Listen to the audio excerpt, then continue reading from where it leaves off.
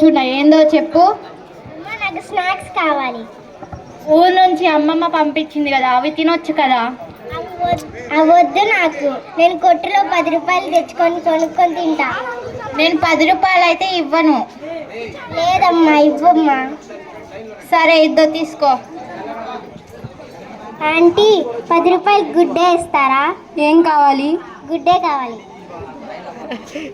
తీసుకో. Hello shiny, ఏం చేస్తున్నావు? ఏం చేయట్లేదు, ఖాళీగా నుంచోను. ఏందో చెప్పు. ఏం లేదు, ఊరికే వచ్చా. అమ్మ, నేను గుడ్డే తెచ్చుకొని తింటున్నాను. సరే తిను. ఆగు, దాని మీద ఎక్స్పైరీ డేట్ చూసావా?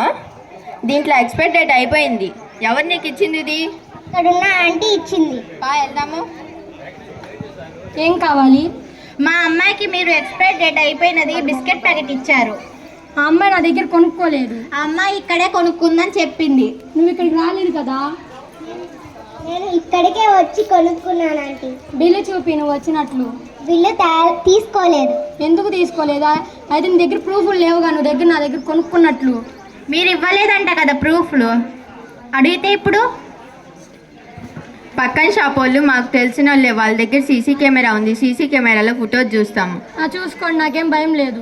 ఫొటోస్ చూడటమే కాదు, అమ్మాయి మీ దగ్గరికి వచ్చినట్లుంటే మేము కేసు పెడతాం, కన్జ్యూమర్ కేసు. పెట్టుకోండి.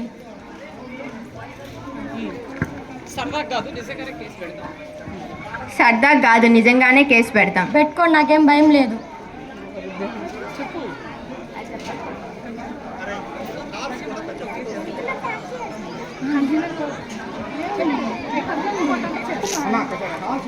ఏం కన్జ్యూమర్ కోర్ట్ అంటే చెప్పు.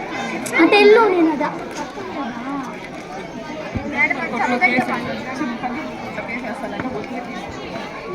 కన్జ్యూమర్ కోర్టులో కేసు వేస్తాము. అయ్యో వద్దు, ఈసారి పొరపాటు జరిగింది, ఇంకోసారి అలా జరగకుండా చూసుకుంటాం. ఇంకోటి తీసుకోండి.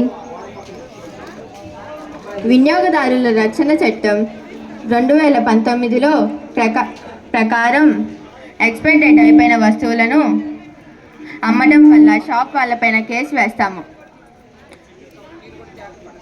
కాబట్టి మీరు కూడా ఏమైనా